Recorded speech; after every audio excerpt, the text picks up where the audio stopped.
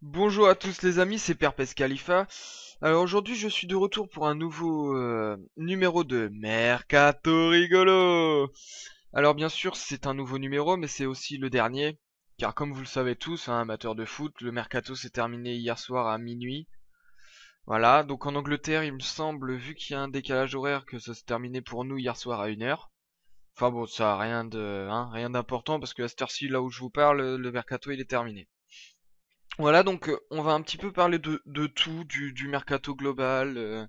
Je vais sûrement oublier des choses, hein, bien sûr, parce qu'il y aura bien des choses qui m'auront échappé, mais je vais parler des des principales actualités de transfert. Alors, il y aura une rubrique on s'en fout, c'est-à-dire les joueurs qui partent mais qu'on s'en fout. Voilà. Il y a une petite rubrique pour ceux qui ont cassé leur carrière. Voilà.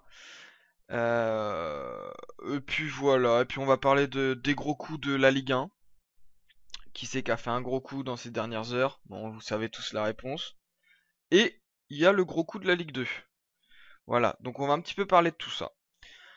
On va commencer par un on s'en fout, c'est Stéphane Sessegnon. Stéphane Sessegnon, ancien grand joueur du PSG, pas par le talent mais par la taille, on s'entend bien, hein, qui a signé à West Bromwich Albion. Voilà, donc on s'en fout. Nous avons aussi, oui. On va rester à l'étranger, hein, bien sûr. Gareth Bale. Gareth Bale qui a signé au Real Madrid, c'était attendu, hein. Bien sûr, c'était comme Isco, comme tous ces grands noms là qu'on signait au Real de Madrid. Voilà. Il y a aussi un jeune qui venait de la Real Sociedad ou qui a un nom imprononçable qui a signé au Real Madrid mais qui est blessé, donc on s'en fout. Voilà, ça pourrait faire la rubrique on s'en fout, mais bon, le prix qu'ils l'ont payé, je crois que ça avoisine les 30 millions ou les 40 millions. Ouah, ça fait mal au cul, hein. Enfin bon. Voilà, donc Gareth Bale, on nous annonçait 100 millions d'euros. Non, il n'en est rien, parce qu'apparemment, en croyant les journalistes espagnols, ça avoisine plutôt les 91 millions. Donc, enfin, d'un côté, je me dis, c'est les journalistes espagnols, ils veulent peut-être pas qu'il y ait quelqu'un de plus cher que Cristiano, patati patata. Bon, voilà, mais moi je leur fais un peu confiance, donc ça doit être à peu près le même prix que Cristiano. Donc voilà. Donc là, on peut se dire déjà que en Espagne, il va y avoir de la grosse, merde, comment on dit? De la grosse rivalité parce que il y a le Barça, Neymar, Messi. Maintenant, il y a le Real, Cristiano Bale. Même si le problème, c'est que Cristiano et Bale évoluent du même côté, à gauche. Je pense que enfin, Bale évoluera à droite. Enfin, je sais pas. Après, je suis pas Monsieur Ancelotti, mais voilà quoi. Il y a aussi Mesut Ozil. Mesut Ozil, dit Vincent Cassel, hein. Enfin bon, ça c'est... Voilà, c'est une petite blague du jour. Alors, Mesut Ozil qui lui a signé à Arsenal. Donc voilà, donc Arsène Wenger qui se faisait critiquer et tout a quand même réussi un gros coup, je pense, parce que Ozil c'est pas de la petite cam, hein, c'est quand même c'est solide. Moi, je pense que ouais, j'aime bien Mesut Ozil. Il y a aussi Kaka qui est parti du Real Madrid. Ouais, ça devait le faire chier de rester à Madrid. Euh, ouais, et puis il joue un peu comme une merde en ce moment, donc voilà, donc c'est un bien pour un mal qu'il soit parti. Non, c'est un mal pour un bien. Putain, je suis fatigué moi. Euh, donc voilà, donc il a signé au Milan AC. Comme il a dit c'est là où il avait connu le succès, il espère retrouver le succès, tout, voilà. Sauf que bonhomme, au bout d'un moment, quand tu sais plus jouer au foot, tu sais plus jouer au foot quoi. Mais bon, c'est pas le même niveau, le championnat italien est moins relevé que le championnat espagnol, voilà. Alors on va rester à Arsenal, parce que Arsenal a fait les gros titres, ils viennent d'acheter un grand gardien. Ouais, alors c'est Viviani, le gardien de Palerme. Alors grand, je pense que c'est comme Sessegnon, c'est grand par la taille. Parce que grand gardien, je suis pas persuadé non plus, hein. C'est pas un Ter Stegen, hein. Voilà, pour rester en Angleterre, le gros coup des dernières heures, ça a été Manchester United. Manchester United qui a réussi à enrôler deux personnes. Je m'explique, hein, parce que ils ont enrôlé Fellaini, mais ils ont dû enrôler aussi son coiffeur, hein, parce qu'il va en avoir besoin. Les problèmes capillaires, ça craint. Qu'est-ce que j'ai d'autre? Oui, j'ai. Alors pour Bordeaux, Bordeaux déjà que ça jouait pas bien, il y avait pas trop de meneurs de jeu et tout. Bon, à chaque fois qu'on les regardait dans les résumés et tout, parce que les matchs de Bordeaux, je pense que tout le monde s'en fout, personne les regarde. Dans les résumés, on voyait qu'un seul joueur distribuer le jeu, qu'un seul joueur faire le jeu, c'était Plasil. Et là, on a appris que Plasil était parti en prêt à Catane. Alors là, je crois que Bordeaux, ils vont avoir du mal, je pense. Ouais, je pense sincèrement que Bordeaux vont avoir du mal. Voilà, ça c'est fait. Aussi, dans la rubrique, le joueur qui a foutu en l'air sa carrière, je veux Riyad Boudbouz. Je m'explique. Riyad Boudbouz, joueur de Sochaux, enfin ex-joueur de Sochaux maintenant, qui était convoité par Marseille, qui a été convoité par, il me semble Lyon à un moment, enfin voilà. Eh ben non, eh ben non, Riyad Boudbouz il vient de signer à, tenez-vous bien, Bastia. Bon, je veux pas me mettre les corses à dos, Bastia c'est un club montant. C'est vraiment pas le dernier de la Ligue 1, c'est un bon club. Mais franchement quoi, Boudbouz il peut pas monter en faisant ça. Enfin bon, à mon avis, il est parti pour le climat, hein. Je préfère vivre en Corse que vivre à Sochaux. Enfin bon, parce que sachez que les joueurs de Sochaux, ils sont pas tous professionnels, hein. T'en as la plupart qui sont à l'usine Peugeot, qui sont à l'usine Peugeot à côté. Ah bah voilà. Il y a aussi le PSG, on va parler un petit peu du PSG. Alors le PSG dans la rubrique départ, tout le monde l'a entendu, il y a Sako qui est parti à Liverpool. Je pense que c'est pareil, c'est un mal pour un bien, parce que Sako c'est quand même un bon joueur, mais il avait pas sa place au PSG. Enfin, si on en suit la logique de Laurent Blanc, il avait pas sa place. Voilà. Mais je pense qu'il va être bon là-bas. Je pense qu'il ouais. Donc nous avons aussi, oui. Alors attendez, là. Nous avons aussi, je sais pas si vous vous rappelez pour les supporters du PSG, si vous devez vous en rappeler, parce qu'il était encore là l'an dernier. Momo Sissoko. Alors Momo Sissoko, qui était un très très bon joueur parce qu'il a joué à Valence, enfin Valencia, parce que sinon on peut confondre avec Valence dans la Drôme. Bon, c'est pas les strass et les paillettes, hein. Non, il a joué à Valencia, il a joué à Liverpool, il a joué à la Juve. Tout ça en faisant des matchs, en étant constant, en jouant bien. C'était un boucher certes, mais il jouait bien. Et là, le PSG a décidé de résilier son contrat. Alors si vous avez plus d'informations que moi, c'est très bien. Mais là, je comprends pas tout. Je comprends pas tout. Peut-être qu'il coûtait cher en masse salariale. Enfin, il y a encore, on parle des Qataris là, hein. Enfin bon, c'est un peu, c'est surprenant, c'est surprenant.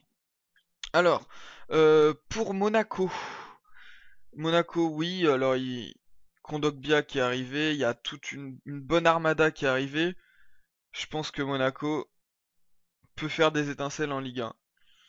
Ils l'ont montré durant ses premiers matchs. Bon, ils ont gagné contre Marseille. C'était pas forcément mérité. Mais voilà. Voilà, c'est le jeu, c'est le football. Ils ont gagné, y a rien à dire. Mais je pense qu'ils éprouveront moins de difficultés que le PSG. Cela, le PSG, je sais pas si vous avez vu sur leur jeu. Ouais, c'est pas terrible, hein. Enfin, ça pourrait être mieux, hein. Ce Cavani, il peut pas se mettre en avant et tout. Ouais, voilà. Volvovic, il joue bien, hein, y a pas de souci, mais et d'ailleurs, j'ai vu, il fait des passes maintenant. C'est tout nouveau. Voilà, donc pour rester à Monaco, je me suis un peu écarté du sujet. Euh... Monaco ont acheté, oui, Kondogbia, toute une bonne armada. Et ben, je pense que ça peut, ouais, ça peut leur être bénéfique. Je pense que, bon, par contre, ça va foutre des joueurs sur le carreau, quoi, hein. Ça, c'est clair et net, hein. Quoique Emmanuel Rivière, il en tire son épingle du jeu. Ancien joueur de Monaco, Sébastien Ribas, je pense que vous vous souvenez tous de lui parce qu'il a été très souvent sur le banc. Voilà. Il était au Genoa, là, il y a pas longtemps. Et il s'est dit, tiens, j'ai une proposition, je vais signer à Barcelone. C'est pas des conneries, hein. Il y avait vraiment écrit sur le contrat Barcelona. Je connais un peu l'écusson du club et tout. Il avait cru vraiment Barcelona. Sauf que ce qu'il a pas vu, c'est que c'est Barcelona Équateur.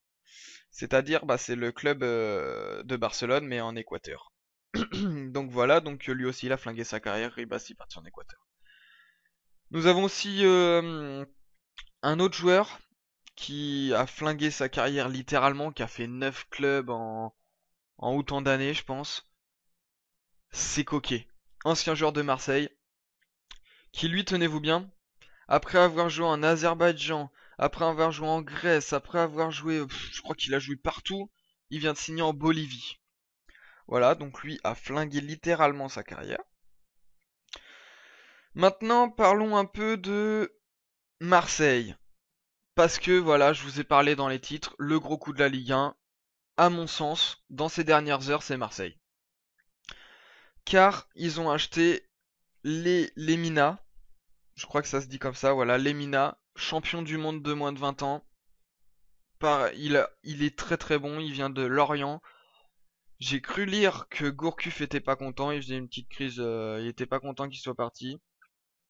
Bon, voilà. Mais sauf que dans la transaction de Lemina, ce qu'il faut pas oublier, c'est que l'OM a donné Abdullah et Azouni. Alors Abdullah, il a fait quelques apparitions en Ligue 1, c'est pas un branque. Azouni, c'est un jeune joueur qui va progresser, qui va, voilà. Et je fais confiance à Lorient pour que ce joueur-là devienne super fort. Y a pas de souci là-dessus. Donc nous étions à Marseille, oui. Alors à Marseille, bien sûr, Thauvin a signé. Tintin. Thauvin a signé, voilà.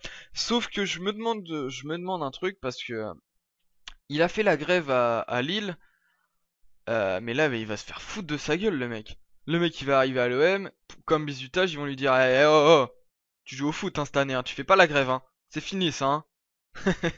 Non mais sans déconner, le mec il a 20 ans quoi. Le mec il a 20 ans, il fout la merde.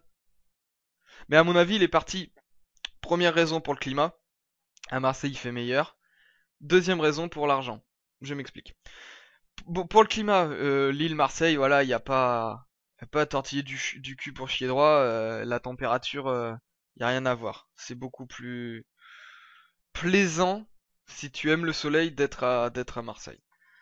Après, question masse salariale, je pense aussi que ça a joué beaucoup car là j'ai cru entendre, même j'ai pas cru, j'ai entendu qu'il avait signé un contrat déjà. Déjà Lille à mes nouvelles 15 millions d'euros.